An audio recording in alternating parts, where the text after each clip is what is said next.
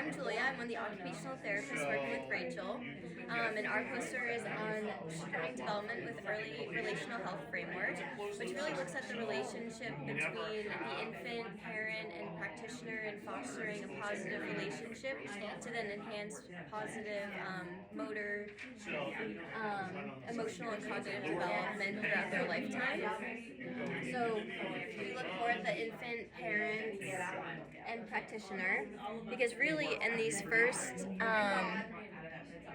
we can kind of see a major behavioral shift in infant behavior and self-regulation. The parents are adjusting to potentially being, first parents. And then the practitioner is really, we're kind of helping facilitating bonding in these early stages between family and baby. And within the first 3 months of life, the infant's brain increases by 64%. So that's why, supporting all this into a positive aspect is really beneficial for down the line as well.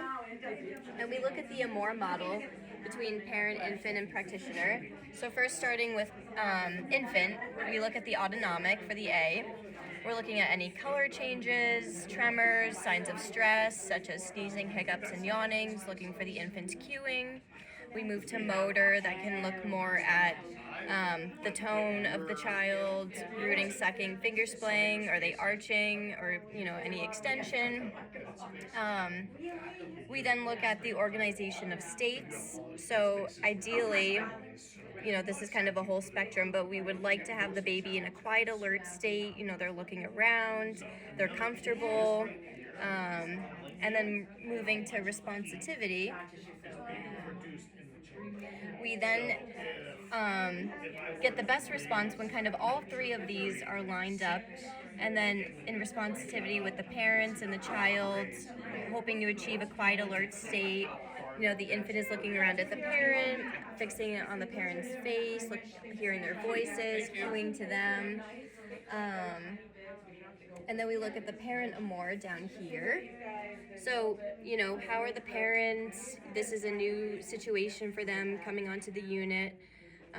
They may have an older child at home, so how can we now, that may have been a full term, their first child, now they're kind of with a preemie, looking for these different cues and us educating them on that. The parent being open to all of this education, and how are the parents kind of responding, looking at their cues as well. And then we look to the practitioner more. How does our kind of mood and everything, when we walk onto the unit, we leave only bringing positive experiences, and how can we best help the family, bonding with their child, seeing their responses from our education that we're giving the parents.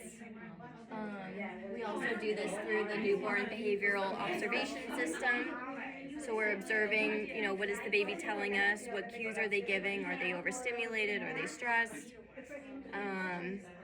And it always very reassuring to parents as, describing what we are seeing in the moment, of the baby, and then telling the parents what are small changes that you have noticed, as the baby has aged.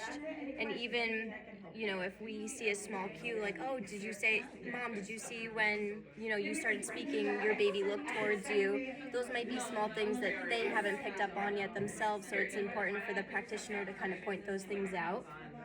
How do we act and responding to the baby's cues, reducing the external stimulation, such as lighter sounds?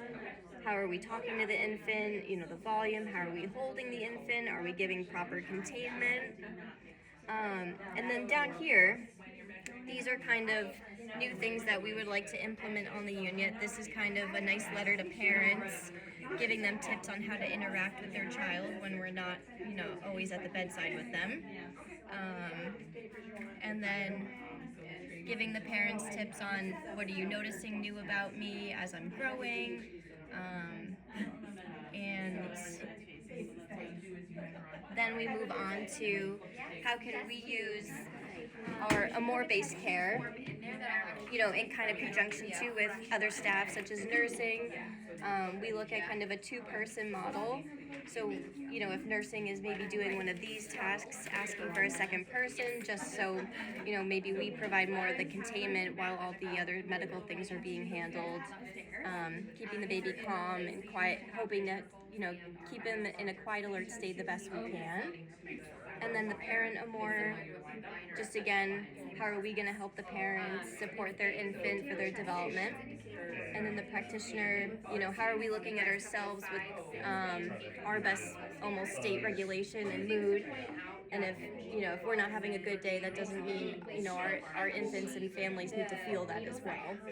So at the end of the day, all of us agree that the baby is always the priority.